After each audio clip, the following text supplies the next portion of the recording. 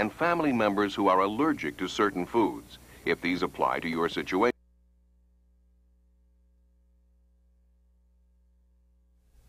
Tell me, when the disaster situation is ended, what is MEMA's role in the follow-up activity? Well, as the disaster starts to wind down, that's when a large part of our organization starts to stand up. We sort of transition from that response role to the recovery role. And there's usually not a real, strict line in the sand, when one ends and the other begins. What we have to do in many cases, a large disaster, is to get into the evaluation side to really find out initially from local emergency management directors, local officials, exactly what their evaluation is of the damage. And then if it looks like it's going to be a potentially large disaster that's going to require some sort of large assistance from the state or the federal government, then we send folks out into the communities to really do a formal evaluation, if you will. Tell me, how and when does MEMA interact with the Federal Emergency Management Agency, FEMA, in disaster preparedness, response, and follow-up? Well, we're very lucky here in Massachusetts. We have an excellent relationship with the folks from FEMA. I remember, one of the complaints about Katrina is the folks down in Louisiana couldn't contact the FEMA people. I mentioned us activating the State Emergency Operations Center in Framingham. When we do, there are people from FEMA sitting in the room from the beginning of the event.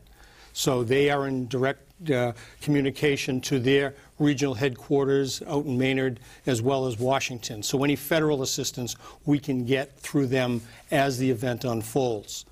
But additionally, they become key to us following an event. If we have a disaster that qualifies for a presidential declaration, it's just large enough, an extent of $8 to $10 million worth of damage, then we need some federal assistance. That's where FEMA is the key. We work with them to go out into the communities to do formal evaluations of the damage out there, to make sure we reach certain thresholds. Then if that's the case, we apply for a federal declaration through FEMA, and then if we get it, then FEMA becomes our conduit to the federal government to try to get assistance either directly through FEMA or other federal agencies like the Small Business Administration.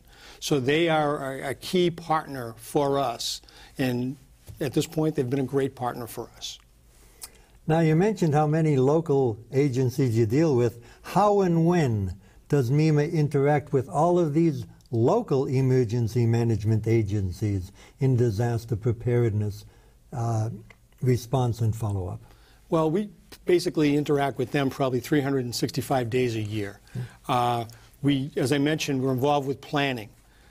Every local community has their own local comprehensive plan dealing with their preparedness. We work with them on those plans constantly to make sure they're updated and make sure that they're able to respond. Additionally, we work with them to exercise those plans to make sure that what they have on paper really can work in real life. Thirdly, we work with them to make sure that they are prepared. As I said, leading up to an event, we're on the phone with them to make sure that they have the number of sandbags that they think they have, make sure that they have the right phone numbers, make sure they know who's going to be on vacation next week so they can't assume that someone is going to be there, and make sure, for instance, that they have their working relationship with their local Red Cross personnel is such that they're all on the same page. So it's very important for us to work with the communities because from our perspective, all disasters are local, and our response is not from a state response, but really to support the local response. Yes, and in educating the general public, I realize how true that is. Let's stop now again and watch some more video segments about family preparedness right now. You should have 2 first aid kits, one for your home, the other for your car if you have one. A complete kit should include Band-Aids in various sizes, ACE bandages, gauze pads, and surgical tape. Small scissors, splints, petroleum jelly, instant hot and cold packs, safety pins and rubbing alcohol, saline solution and other special first aid needs, and most importantly, a first aid book. The first aid kit should also contain over-the-counter medications, such as non-aspirin pain reliever, eye drops, antacid tablets, and so forth. Next is clothing and bedding. Include in your kit at least one change of clothing and footwear per person. Sturdy shoes or work boots are best. Anticipate severe weather conditions and include rain gear. You may also want to pack a hat, gloves, sunglasses, thermal underwear, and a towel. You need a blanket or sleeping bag for each person. Important tools and supplies to put in the disaster supplies kit include a battery-operated radio with plenty of extra batteries, pliers, tape, plastic sheeting, a compass, matches, a can opener, a flashlight, and sanitation supplies including toilet paper, towelettes, soap, and plastic garbage bags. The final category is special items.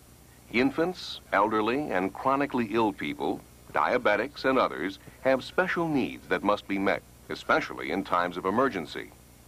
You, of course, know the needs of your own family, but items to consider might include formula, diapers, bottles, powdered milk, heart medications, insulin, and any other necessary prescription or other medications. You probably already have most of the items I've talked about, or you can set them aside easily. But in a disaster, you may not have time to put everything you need together, or you may not be able to find them. That's why it's important to take the time now to assemble the items you might need in a disaster. Store some water, stock some food, set aside some clothing and bedding, purchase or assemble a first aid kit. Don't forget emergency supplies like a radio and batteries, and keep in mind the special needs members of your family may have. Your disaster supplies kit will help you deal with and cope with an emergency.